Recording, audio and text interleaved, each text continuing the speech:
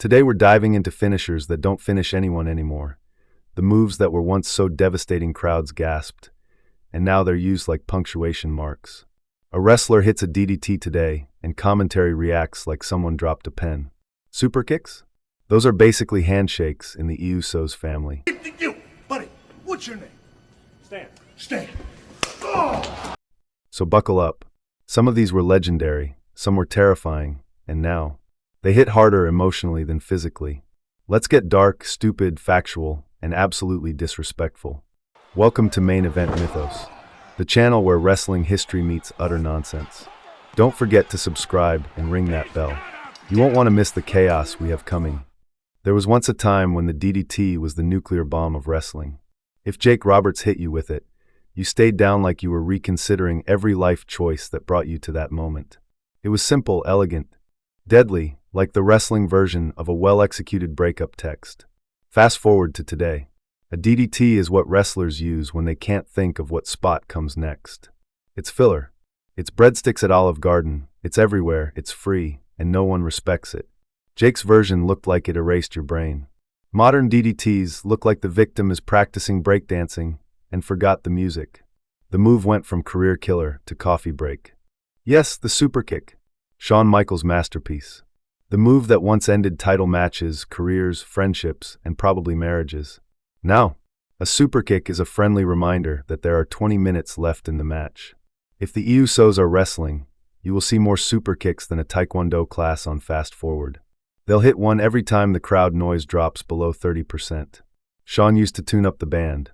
Today's wrestlers don't even tune up the sentence. They just casually throw a Superkick like they're giving out business cards. At this point, if someone actually lost to a Superkick, fans would file a missing person report for logic.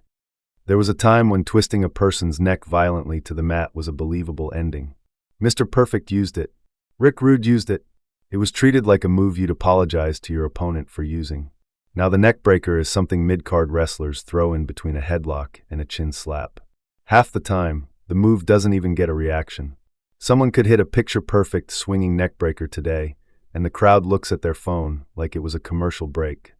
Stan Hansen hit clotheslines so hard he realistically should have been checking passports. JBL had the clothesline from hell that folded men like a bad poker hand. Those were finishers. Those ended careers. Today, a clothesline is basically cardio. Wrestlers run the ropes, bounce off, get hit with a clothesline just to reset the match pace. You can eat 15 in one match and still kick out at 2 like nothing happened.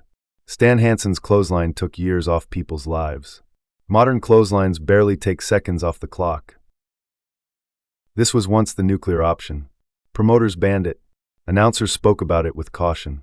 If someone hit a piledriver, EMTs were already halfway to the ring.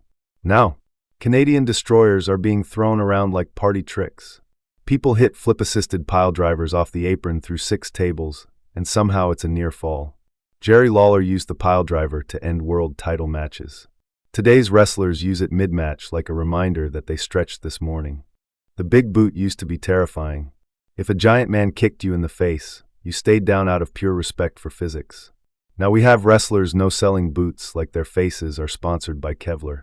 They get hit so hard their soul leaves for a moment, and then they pop up like nothing happened because it wasn't the finish yet.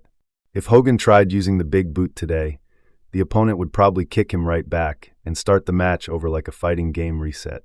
This move has fallen so far that the only people still losing to it are action figures when kids get tired and go to bed.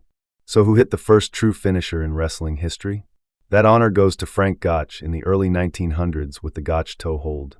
This move was so feared that opponents gave up immediately.